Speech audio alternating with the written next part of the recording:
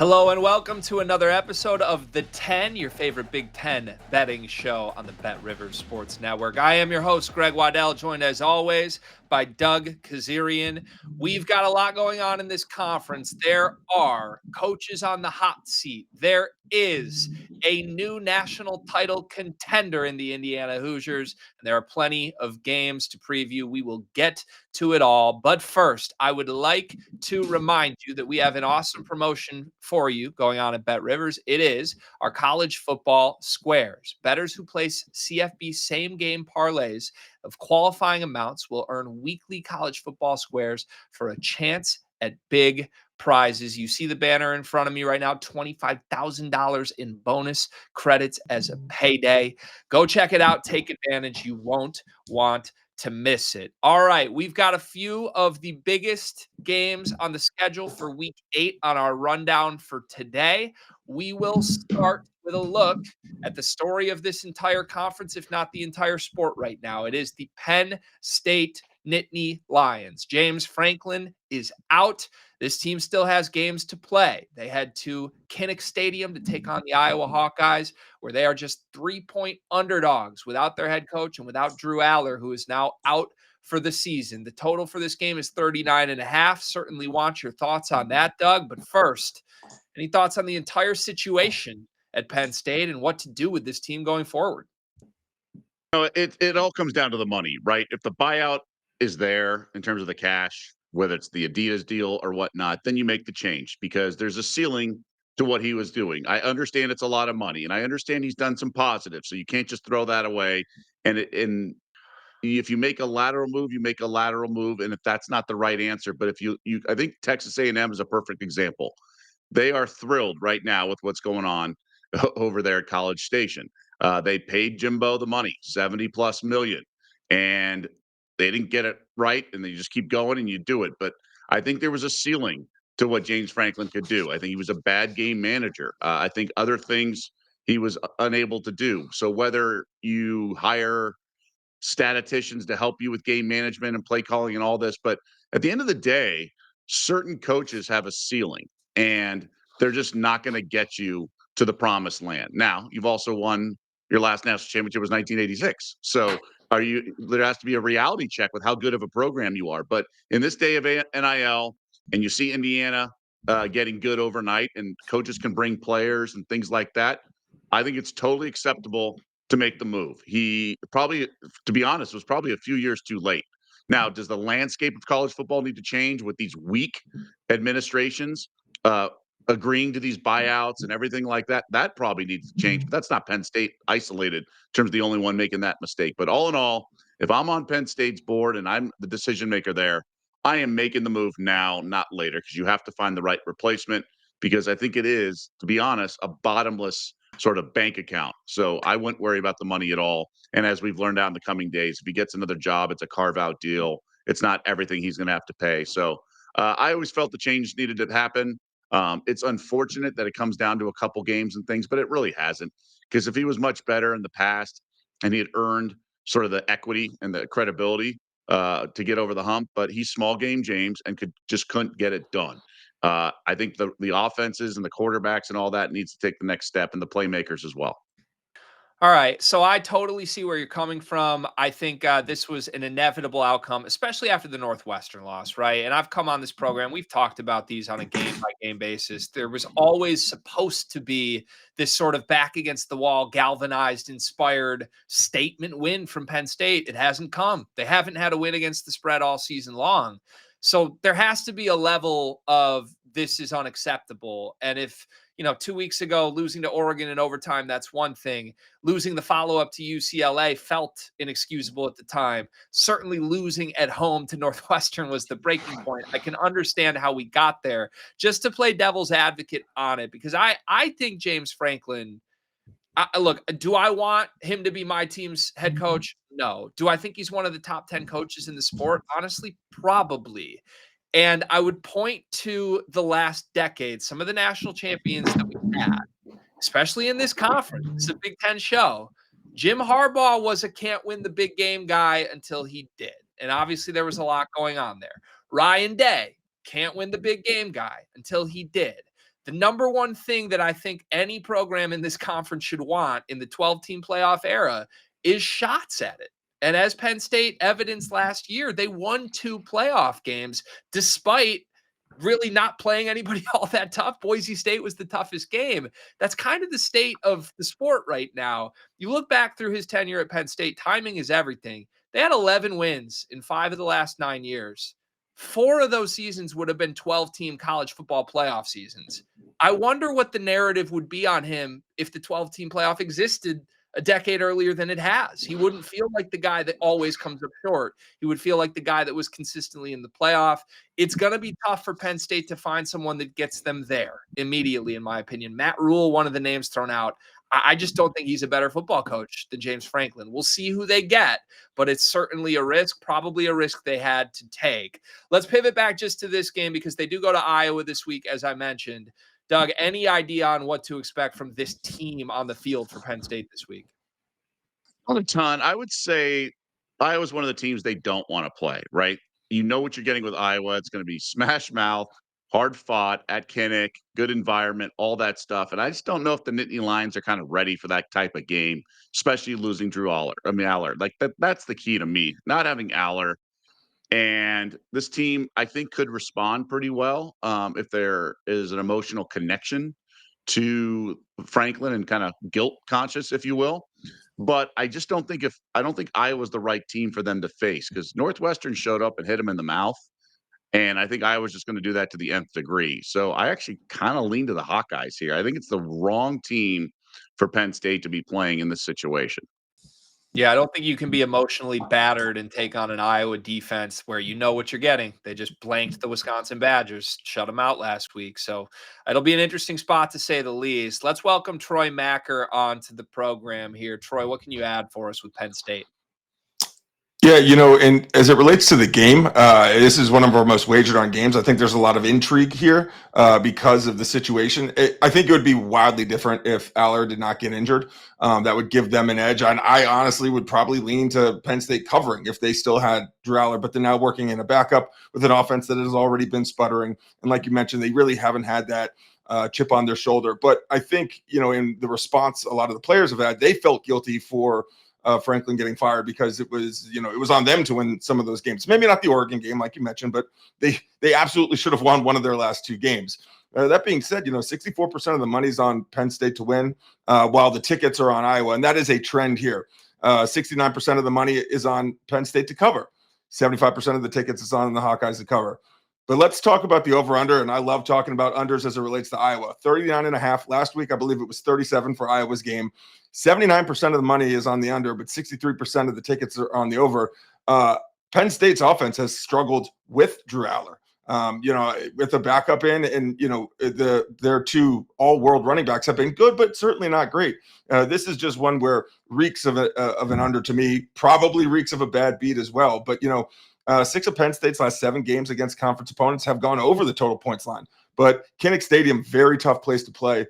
I don't know if you can, be on Penn State to cover here after they have not covered all year. But I've talked a lot about the coaching change and how that can, swing momentum. And we saw what happened with UCLA, a team that beat Penn State. Now, certainly, I don't know if a lot of people were on UCLA to beat Penn State, but UCLA went from never being able to cover that now covering 3 straight and being 2-1 outright since they fired their head coach. So there is some momentum that can happen there. So if you were always just saying blindly, no, I cannot bet Penn State, maybe you go contrarian this week just because we've seen Iowa's offense. It's not good. Their quarterback, not good. Now, the home field advantage is at play here, but this is one where I take just kind of this is more of a sociology test than it is a finance test. And maybe if you're thinking Penn State stinks and can't cover, do the opposite this week. That is my thinking going into this game, whether or not, the Nittany Lions will have any juice whatsoever on offense.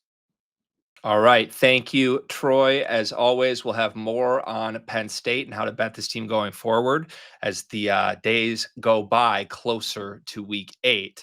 Next up, another coach on the hot seat. God, there's a lot of hot seats in this conference right now. It's Jonathan Smith and the Michigan State Spartans. I don't know about you guys, but the last place I would want to go, the last person I would want to see if I was coaching for my job is Curt Cignetti in Bloomington. And that's exactly what is up for Jonathan Smith here. The Hoosiers are favored by 27 points at home, fresh off of their biggest win of the early Cignetti tenure. Aiden Childs, Michigan State quarterback, is questionable for this game at this time. He exited Michigan State's embarrassing homecoming loss to UCLA last week. I don't know what to expect from Michigan State here. We know what to expect from Indiana. They're damn good at football. Doug, what are your early thoughts? It's funny. Whenever there's a first time something's happened, that means there's a domino effect to that. So it's the first time Indiana won a big game and stepped up in class. Well, now it's the first time Indiana's going to have to avoid the flat spot after stepping up in class and notching a win, right? Last year, Cignetti was really good at rallying the Hoosiers after they sort of underdelivered against whether it's Ohio State or whatnot. Well, now can they play with success and praise? Are they professionally mature enough? We went through this with the Detroit Lions for a couple years. They were like 10-0 or whatever off losses. And it was a team that was a little younger, a little inexperienced, and could respond well off losses because they came into work with their hard hat and lunch pail on Monday, kind of, reality check, hitting the mouth. But they weren't that great playing off big wins because it's tough, right? That's what's been so impressive with the Patrick Mahomes and Chiefs era.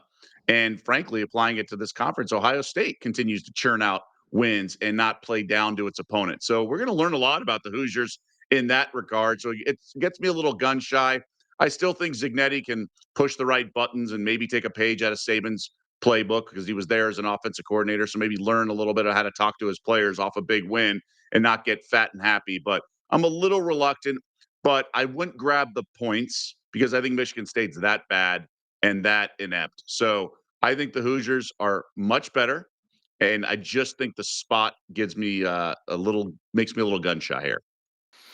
Yeah, I can see why it would make you gun shy. It's I don't know, the fact that it could be this letdown spot for Indiana with an opponent they know they should manhandle versus I don't know. I thought last week was going to be Jonathan Smith's come together inspired performance game, and that absolutely didn't happen. There were a bunch of reasons. It was a good spot for Michigan State and a bad spot for UCLA, and the Bruins blitzed them 38 straight unanswered points in that game. Listen, I watched a lot of Michigan State football in my life. I grew up in the Lansing area. I have not seen as lifeless of a single game performance as that really second quarter into the third quarter game last week from Jonathan Smith's team. I think this is a group of players that have their thoughts set on where they're transferring next year, point blank. We've got beat writers that are talking about, are they going to get rid of him after this game before Michigan or not? Aiden Childs is nowhere to be found. He's the captain of this team. He won't show up at the podium. He's not going to play in this game, we think, unless he just randomly decides to gut it out. That would be off brand for him at this point. I have a crazy number for you guys, and I almost can't believe that it's true here. But in Cignetti's year and a half at Indiana, they've been favored by 27 points or more 5 times. They are 5-0 against the spread in those games. Their average margin of victory is 59.6 points, including the win over Ryan Walters and Purdue last year, where everyone knew if we stop this guy, he's getting fired. He was fired about 24 hours later. They won 66-0. I think this is a slaughter, and I think Curt Cignetti relishes these moments. I'm all over Indiana minus 27 here. Let's get Troy back in here. Troy, do you have anything to add? People are anticipating this to be a slaughter. 78% of the money and 79% of the tickets is on Indiana to cover. 98% of the money and 96% of the tickets are on the over. And it's at 52.5. So, you figure Indiana's going to have to do a lot of the heavy lifting in this one. Michigan State lifeless on offense. But we've seen that Indiana can do a lot of the heavy lifting in spots. The interesting thing for me, and I think Doug kind of alluded to it, is that there are a lot of things at play for Curt Cignetti this week that could lead to a letdown spot. Obviously, coming off the backs of a big win, you go back home, comfort. Your team is high on life.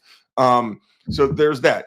The Penn State opening, other than Matt Rule, the name everyone's talking about is Curt Cignetti, and that would be the home run hire. But the thing is Kurt Cignetti is a different cat. He reminds me a little bit. He has like a surly edge, kind of like Urban Meyer did, where he just brushes everything off. He rolls his eyes at stuff.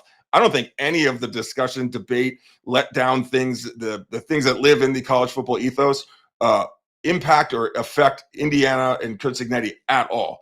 27 is a lot of points, but that stat you just gave out is amazing. And I was kind of on the fence about 27, but I now wholeheartedly believe that, Indiana is going to put this one to bed pretty early, just because they've been doing that. They do that to everyone, that they're outmatched. Like the Illinois game. I thought that was going to be a relatively close game. That was not close at all. Each of Michigan State's last 8 road games against top 10 teams have gone under. So that's the one kind of area that, again, Indiana is going to have to do a lot of heavy lifting. They're getting into late in the season. If you're up big in the third quarter, does Cignetti change his style and pull some of his starters? Another interesting stat, the road team has covered the spread in each of Michigan State's last 8 games.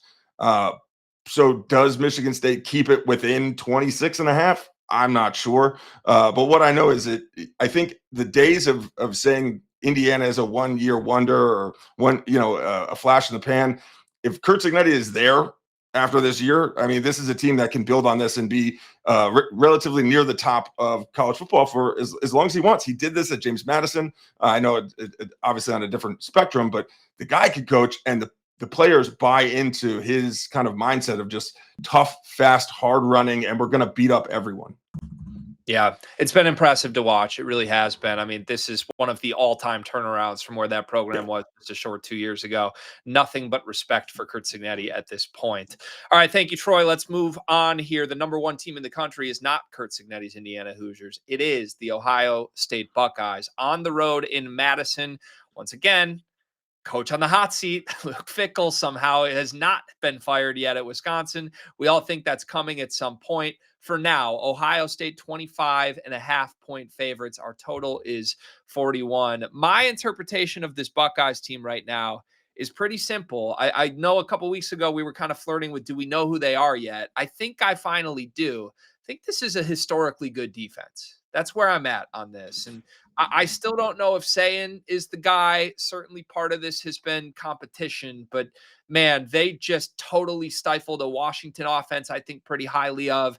I think Texas is good enough to hang points on good opponents, and they got nothing done in the shoe against Ohio State back in week 1. This team has NFL playmakers everywhere. At this point, I just kind of trust them to keep teams to a max of 1 score per game. And this is a Wisconsin offense we're talking about that just did not score a point against Iowa last week. I think that tells you where I'm headed here, Doug. But any thoughts on the Buckeyes in general or this game? Yes, a lot of thoughts, because I heard some stats during the broadcast against Illinois that I don't know why I hadn't noticed it. I mean, look, there's 136 teams. There's a lot of games. I only have audio of 1 game. I obviously prep and do other sports, but I missed the fact that the Buckeyes have not allowed a touchdown in the first half all season. And I sort of perked up, when I heard that, because, I'm betting team totals and things like that, but we really should be firing on Ohio State first half and overs and just sort of go for the gold and hope you double bang it. In this case, Wisconsin's team total at Bet Rivers for the game is 7.5, unders -152. So you're looking at a first half team total of like 3.5 for the Badgers. Like you said, Greg, they got shut out by Iowa. What are they going to do against against this Ohio State defense? Buckeyes are going into a bye, so I'm not worried about a look ahead spot. And then they have Penn State on deck, and obviously Penn State does not have the cachet like it once did at the beginning of the season. So I'm actually looking to play like Wisconsin first half team total under. When I hear trends, but it's not really, it's sort of stats that I can go find betting numbers to fit that, then I perk up, because I do believe that Buckeyes defense has heard they have not allowed a touchdown this entire season in the first half. I think that's a feather in their cap, like a badge of honor. And I think they're going to want to continue that.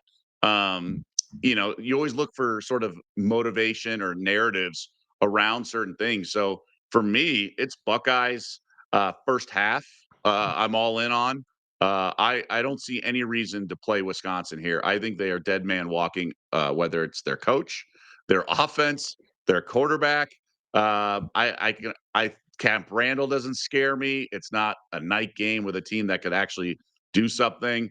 So I'm all in on this Buckeyes team. I think they can roll them. Sands playing better. That's why I liked him last week a little bit.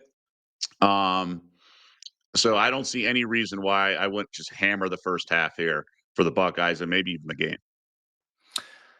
Yep, I lean the under just as my favorite way to bet it. But I think if there was a side, I'd be on the same side as you here, Doug. But yeah, I'm expecting 0 points from Wisconsin at this point. I don't know where the life Would comes. you play team total under, You knowing know, that things like that?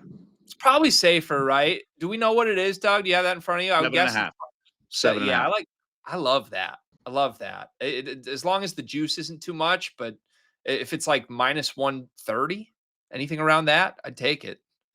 Yeah, it's 152. I mean, the things you have to avoid in these type of situations is like a stupid fumble in your own territory, whether it's a screen pass or an underneath where it's off the helmet of a defensive offensive lineman and pops up in the air, kind of like the Buckeyes got on defense last week. They just can't do that on offense this week.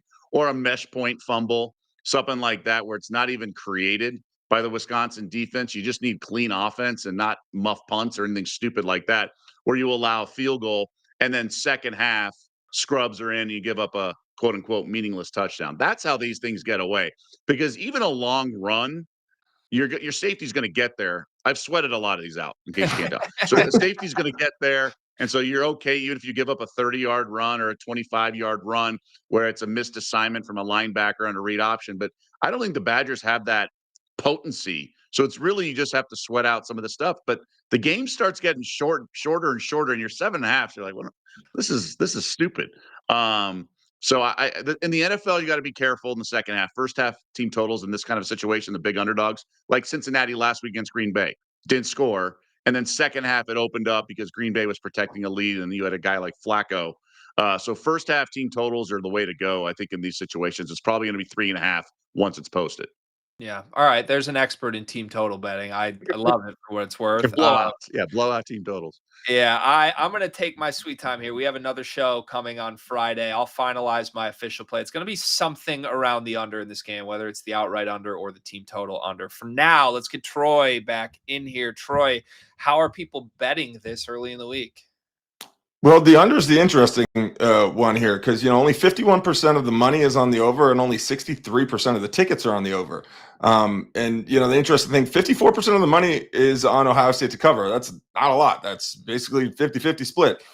So if you think Ohio State's going to cover 25 and Wisconsin's team total is 7.5, that gets you what 32. So you're talking if they cover and Wisconsin is around their team total, that's going to be right near 41. I think this game plays itself to be towards the under. And each of Wisconsin's last 5 home games against conference opponents have gone under the total points line.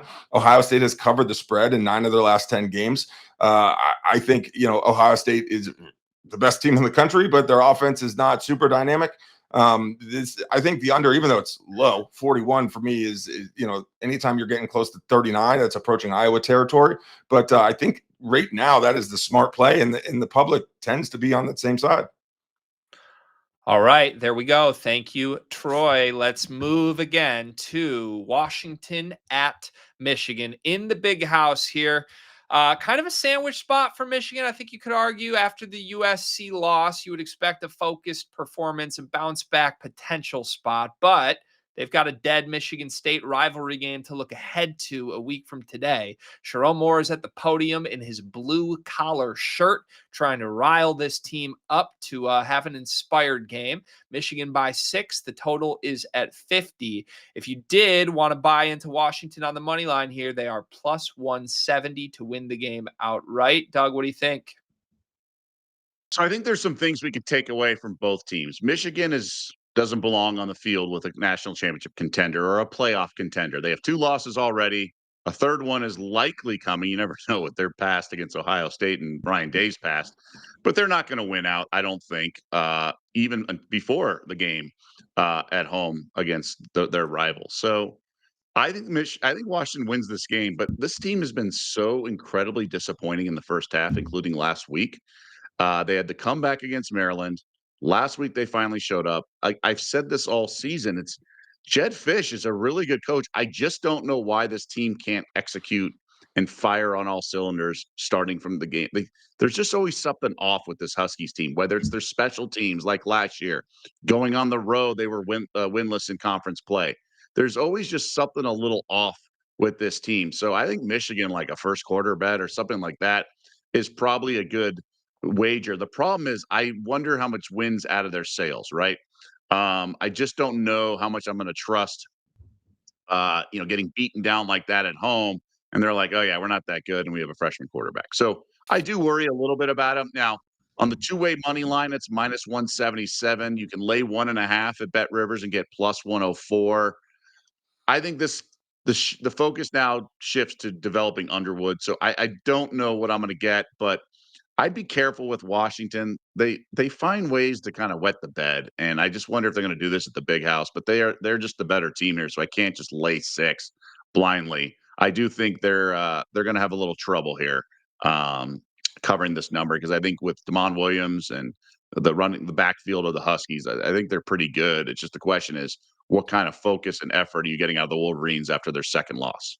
Yeah, it's a trappy line. It's a weird emotional, I don't know, scout, you could say. Like, how are we supposed to handicap where this Michigan team is at emotionally right now? The one thing I do wholeheartedly agree with you, if you are looking to back Michigan, I like backing them early in the game, possibly a first quarter bet or something along those lines. That plus money, minus 1.5, two-way line, I think is a very smart way to try and get some value out of this. I wouldn't touch the number at 6. That's my initial impression, just because we have seen this Washington team put together some furious comebacks in the second half. I think back to that Washington-Maryland game where they were dead in the water and then ripped off 28 straight points late. So it's an explosive offense. I think there are playmakers on that side. 5-1 straight up, 3-3 against the spread is better than Michigan in both of those categories. So I probably wouldn't touch it outright right now, but I need to think about it a little more for how creative I want to get. Let's move. We got 2 more games to get an early look at here. This is one of the very rare times on this program that we will talk about a game without 2 Big Ten teams in it. However, it's USC at Notre Dame, a matchup of 2 top 20 teams in college football. The Irish favored by 9.5, our total 61.5 here. Doug, what do you like? I was stunned at this line. I thought it would be 6.5, and it wasn't one of those cases where I'm hoping it's 6.5 and I'd lay it. No, I thought this line would be 6.5, and I'd be torn on what to buy. Have we forgotten what this Notre Dame defense normally does? I think USC. Look, they went to Illinois.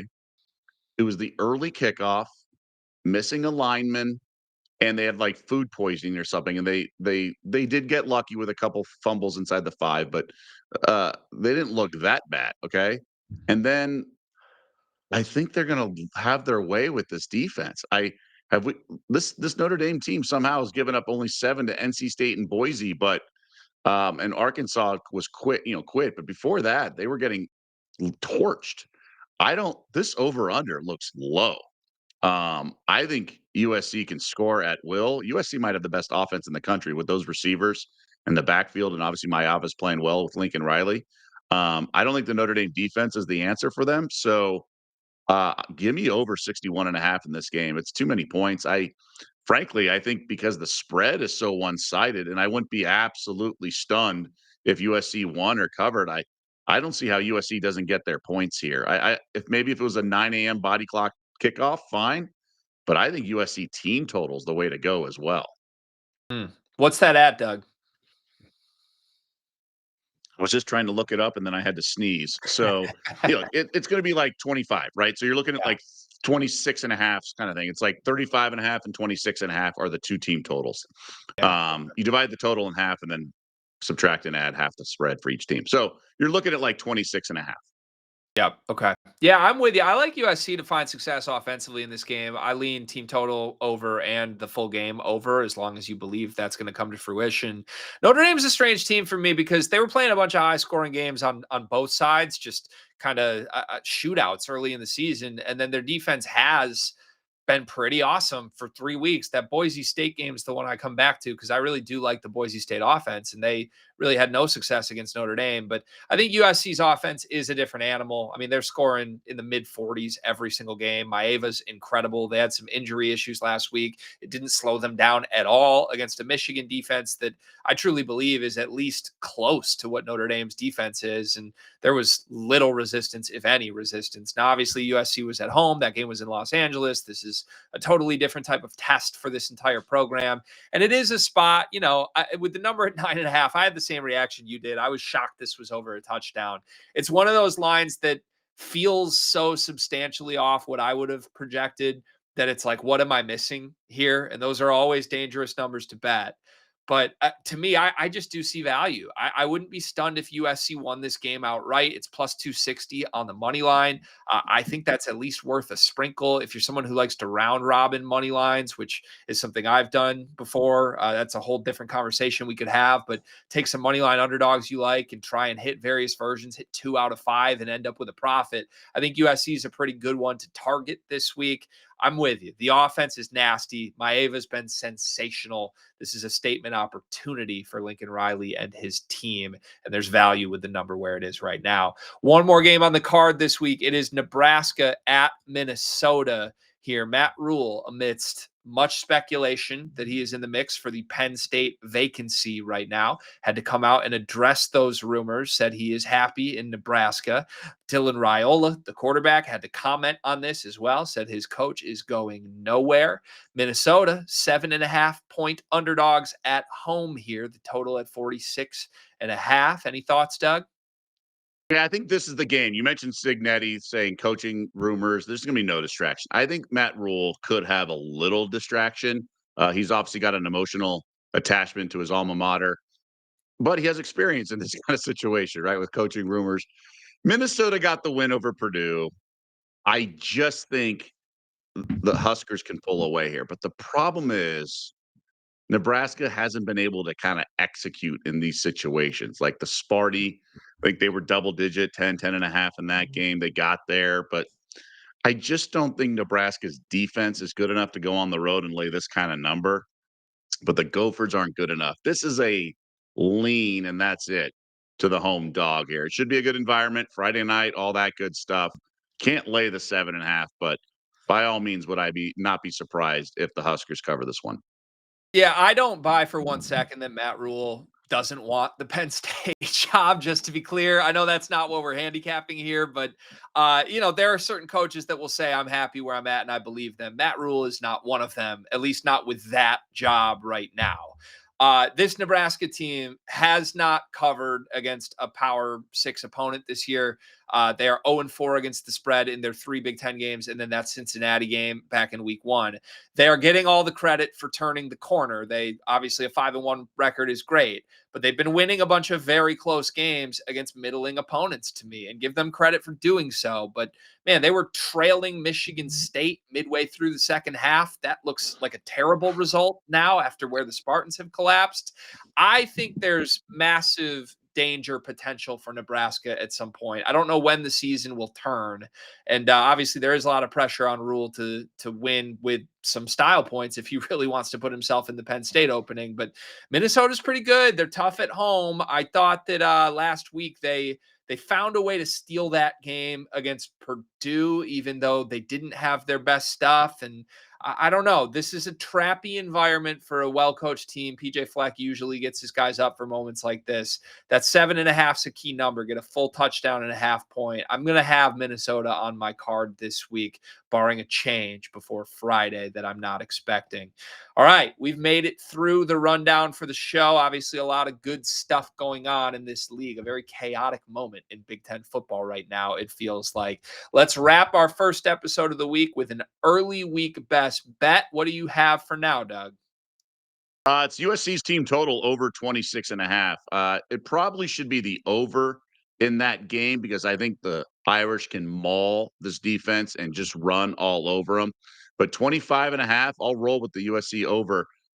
We got there with the Buckeyes last week. Got a little hairy, but you know what? That's the beauty of facing a team that's not on your level. But this is a different kind of handicap. But I think the Trojans have enough firepower. And I think we're going to be reminded of Notre Dame's leaky defense when these two teams square off. I like it. I am in alignment with you on USC. I think it's a good play. For my best bet for now, I'm going to try and course correct. Last week, at the end of the week, I got cute with my best bet. I gave out the worst parlay in human history. Michigan State, Oregon, and Penn State money lines. 0 for 3, folks. You're welcome.